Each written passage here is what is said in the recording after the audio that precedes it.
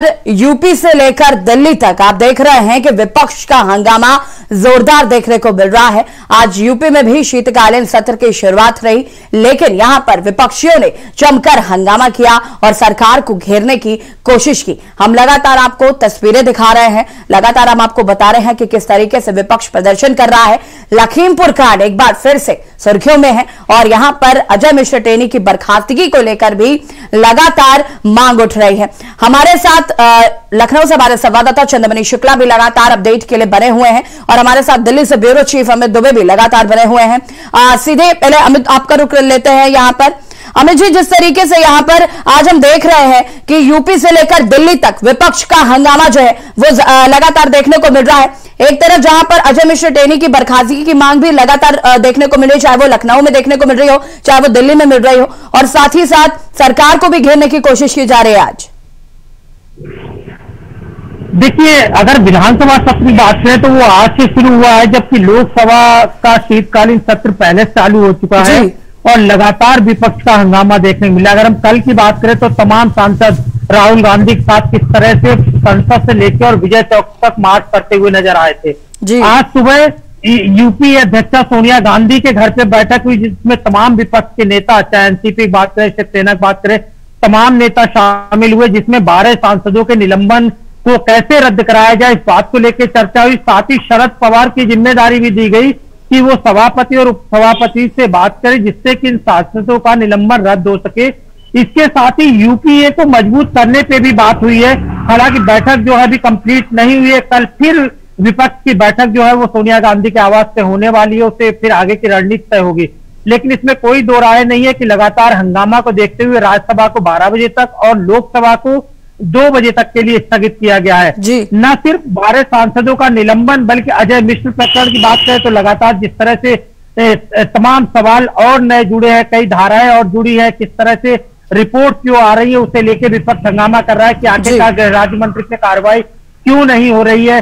तमाम जो महंगाई के या अन्य मुद्दे हैं वो लगातार चल रहे हैं। लेकिन क्योंकि विपक्ष पहले से ही रणनीति अपनी तय कर चुका था और ऐसे में बैठे बिठाए और मुद्दों का मिलना इस बात को संकेत दे रहा है कि आखिर क्या कारण है जिससे लोकसभा और राज्यसभा लगातार बाधित हो रही है। जी बिल्कुल। चंद्रमणि, अगर हम बात करें यूपी शीतकालीन सत्र की भी आज शुरुआत हुई और विपक्ष का जोरदार हंगामा देखने को मिला, चाहे वो सपाई कार्यकर्ता हो, विधायक हो, या फिर कांग्रेस के कार्यकर्ता और विधायक हो, तो कहीं ना कहीं लगातार हम देख रहे हैं कि किस तरीके से प्रदर्शन किया जा रहा है और अजय मिश्र टेनी की बर्खास्तगी की मांग जोरों पर उठ रही है।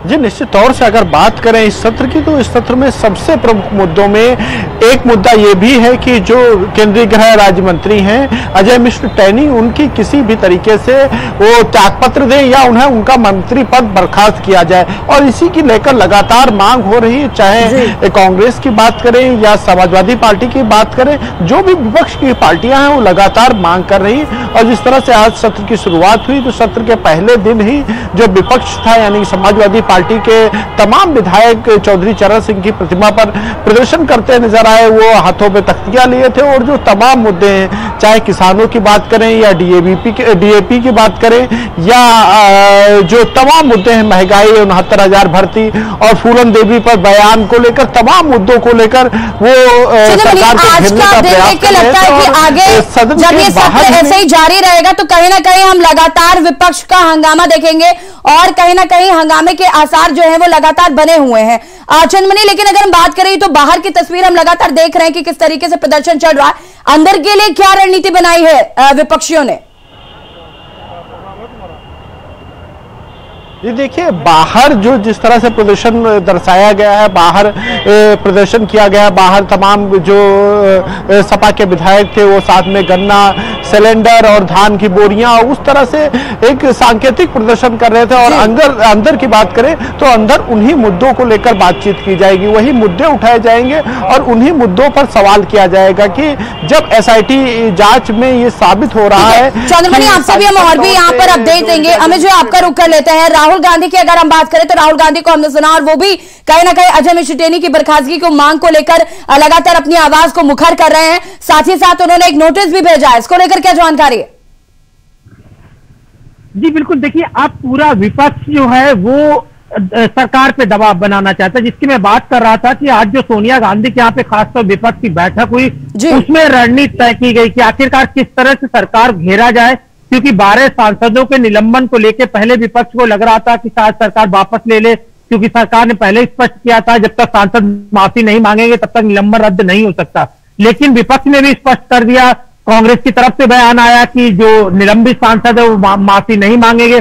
तो उसके बाद जो डेडलॉक था उसके आगे कांग्रेस जो है वो अपनी रणनीति बना रही थी, और यही बड़ी वजह है कि आज की जो बैठक हुई उसके बाद कांग्रेस की तरफ से नोटिफिकेशन दिया गया कि सरकार पे दबाव बनाया जा सके। लेकिन सरकार किसी दबाव में नजर नहीं आती है। सरकार जो है बाकायदा जो है, चाहे सरकार के मंत्री हो, संसदीय कार्य मंत्री हो, तमाम बिल्कुल अमित जी, कहीं ना कहीं विपक्षियों का प्रदर्शन तो लगातार जारी है और ये देखना होगा कि सरकार के इसमें क्या प्रतिक्रिया सामने आती है। फिलहाल आप दोनों का बहुत बहुत शुक्रिया तमाम जानकारी के लिए। और यहां पर हम आपको बता दें कि यूपी से लेकर दिल्ली तक विपक्षियों का जोरदार हंगामा जारी है और सरकार को लगातार घेरने की कोशिश की जा रही है। वक्त हो गया एक छोटे से ब्रेक का, जल्द हाजिर होते हैं।